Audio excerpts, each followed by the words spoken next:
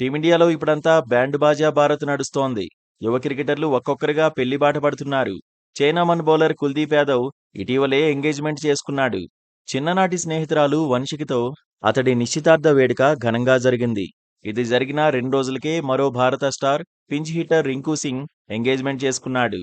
Samajwadi party MP Priya సరోజ్తో అతడి నిశ్చితార్థం ఆదివారం ఘనంగా జరిగింది.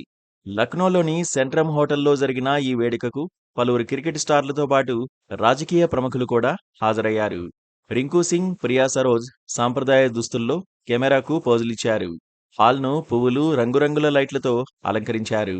ఎంగేజ్మెంట్ ఈవెంట్లో ఉంగరాలు మార్చుకున్న తర్వాత రింకును పట్టుకుని ఏడ్చేయడంతో కాస్త ఎమోషనల్ వాతావరణం ఏర్పడింది.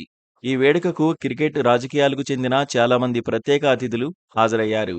అతిథులకు వివిధ రకాల శాకాహార వంటకాలు వడ్డించారు.